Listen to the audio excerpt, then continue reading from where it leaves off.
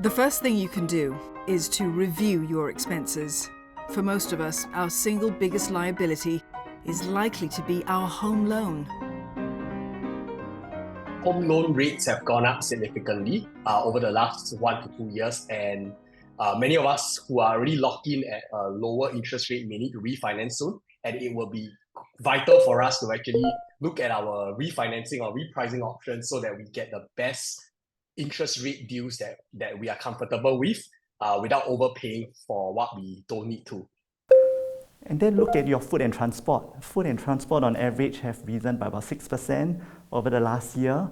Putting all of these expenses together, you would want to review all of these expenses and then still see if you're accumulating enough towards your financial goals. One way to budget well and still set aside sufficient to accumulate towards your financial goal is to adopt a pay yourself first approach.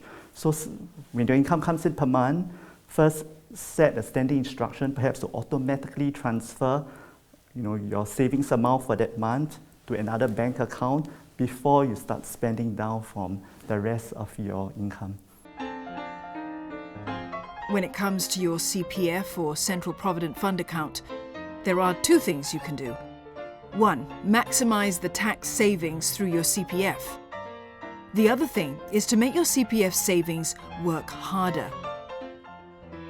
Before the year ends, if you use cash to top up your CPF special account if you're below age 55, retirement account if you're age 55 and above, or your MediSave account, you'll be able to enjoy a tax relief up to $8,000 per year. Or if you use cash to top up to your loved ones' special account, retirement account, or MediSave account, you will be able to enjoy an additional $8,000 in tax relief. So putting them together, you can enjoy a tax relief of $16,000 with this scheme. In this current high interest rate environment, the CPF base interest rate of 2.5% for our CPF OA funds, it's, to put it simply, not as good as what you can actually get in the market. So I think as a CPF member, you want to consider how you can better optimize your CPF savings in your OA. One way is, of course, to transfer your CPF savings that in your OA to your SA if you don't think you need it for your home mortgage. For 2023, interest rates have remained high.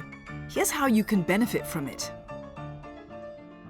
With recent issues of T-bills close to 4%, you can consider placing some of your emergency funds or your short-term savings needs towards the T-bills. So, for example, if you set aside $50,000 in a T-bill that's yielding 4% and which pays out in 6 months' time, this allows you to earn an additional $1,000 in your overall earnings. Another option that you can consider is the Singapore Savings Bonds, or SSB.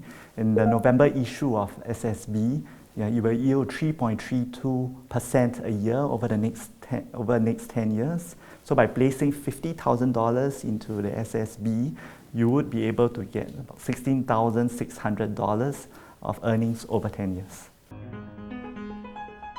One money move which our experts agree on is to review your insurance policies every year. This is especially if you've seen a life-changing event for the year, such as the arrival of a new child or buying a new home.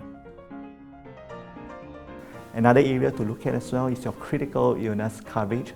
Do see if you have enough critical illness coverage such that it covers for at least 4 times of your annual income, such that in the event of a critical illness, for example, cancer, heart attack, or stroke, you have the option of stopping work for a while to focus on your recovery. All these circumstances are always a good time to actually talk to your financial advisor, a trusted financial advisor, before the end of the year, so that you can review where you stand in terms of your financial goals and perhaps cover any insurance gap that you may have, or plan better when it comes to how you can grow your savings for 2024.